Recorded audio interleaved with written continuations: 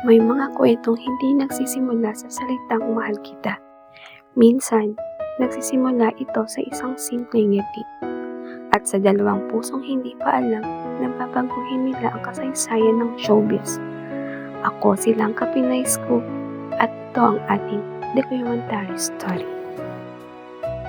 Noong mga unang taon ng kanilang career, parehong nangangarap sina Kathleen Bernardo at Daniel Padilla na makilala sa mundo ng showbiz. Si Kathleen ay isa ng kilalang young actress na nakapagpahanga ng mga maraming manonood dahil sa kanyang natural na pag-arte. Sa murang edad, ipinakita na niya ang kanyang dedikasyon at husay sa bawat proyektong ginagawa niya. Samantala, si Daniel naman ay unti-unti ring nakilala bilang isang batang aktor na may kakaibang karisma. Hindi nagtagal, napansin din ng publiko ang kanyang pagiging simple, palabiro at natural na charm. Hindi pa nila alam noon na ang landas nilang dalawa ay magtatagpo sa paraang babago hindi lamang sa kanilang buhay, kundi pati na rin sa buhay ng milyong-milyong tagahanga. Nang magsimula silang mapanood sa iisang proyekto, may kakaibang nangyari. May chemistry. Hindi ito yung chemistry na halatang pilit o gawa lang para sa kamera. Sa halip, ito ay isang koneksyon tila kusang nabuo. Sa bawat eksena, ramdam ng mga manonood ang kanilang natural na samahan. Sa bawat interview, mapapansin ang kanilang komportabling kulitan at sa bawat simpleng tinginan. Unti-unting nabuo ang isang fandom na buong puso naniniwalang espesyal ang dalawang ito.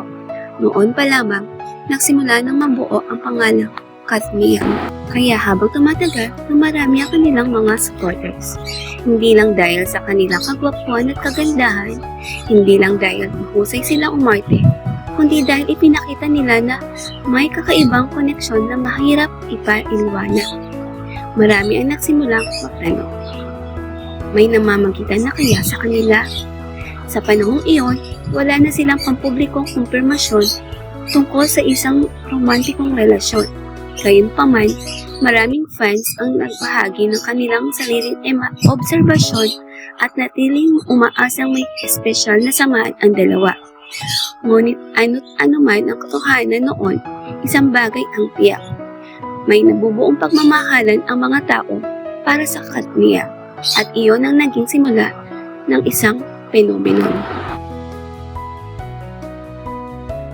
Ngunit ang mas malaking tanong, kailan nga ba nagsimula mapansin ng buong bansa na hindi ordinaryong love team ang Kathleen? At ano-anong sandali ang lalong nagpalalim sa paniniwala ng kanilang mga tagahanga?